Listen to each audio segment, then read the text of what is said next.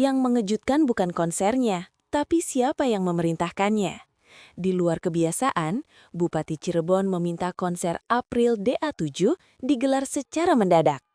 Bupati Cirebon tiba-tiba meminta konser digelar, dan waktunya nyaris tanpa persiapan. Keputusan ini langsung memicu tanda tanya, karena pengadaan konser umumnya melalui proses panjang dan terjadwal.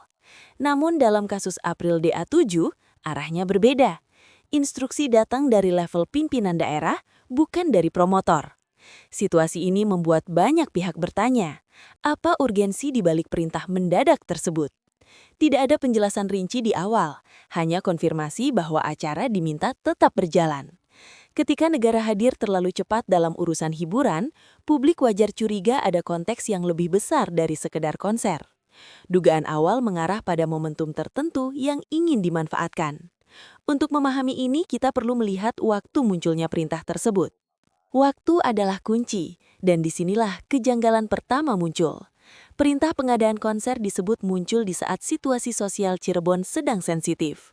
Beberapa agenda daerah sebelumnya menuai sorotan, dan ruang publik dipenuhi pembicaraan yang tidak sepenuhnya positif.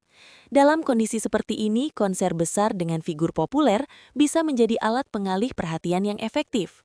Tidak ada bukti langsung, namun pola ini sering muncul dalam dinamika kebijakan publik. Kehadiran April DA7 dengan basis penggemar kuat dinilai mampu menarik massa dalam waktu singkat. Pertanyaannya, apakah konser ini murni hiburan atau bagian dari strategi meredam isu lain yang sedang berkembang? Untuk menjawabnya, kita masuk ke peran figur artis dalam kalkulasi politik daerah.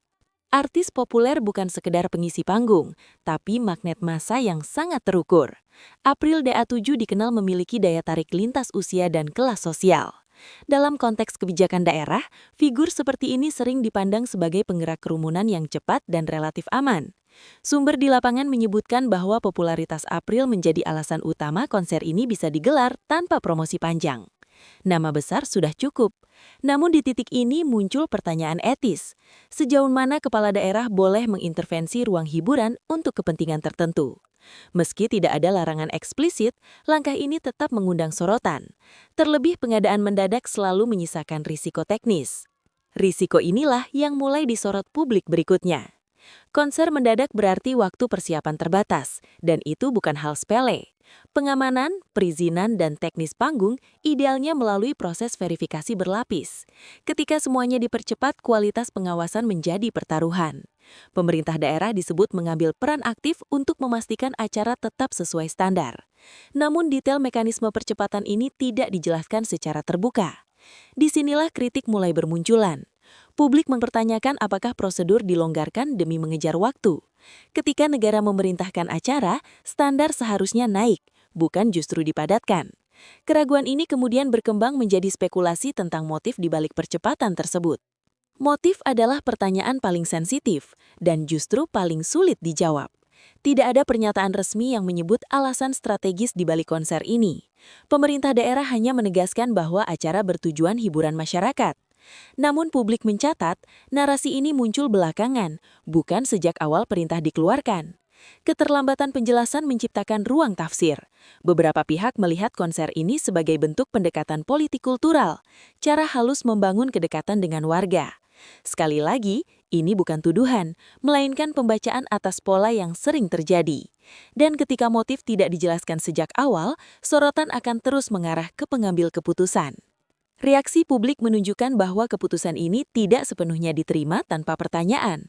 Sebagian warga menyambut konser dengan antusias, namun sebagian lain mempertanyakan urgensinya. Media sosial dipenuhi diskusi soal prioritas kebijakan daerah. Mengapa konser bisa diperintahkan mendadak, sementara program lain membutuhkan waktu panjang?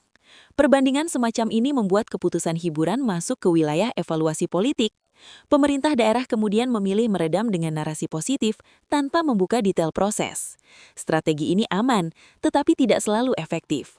Karena ketika publik merasa tidak diajak memahami konteks, rasa curiga cenderung bertahan.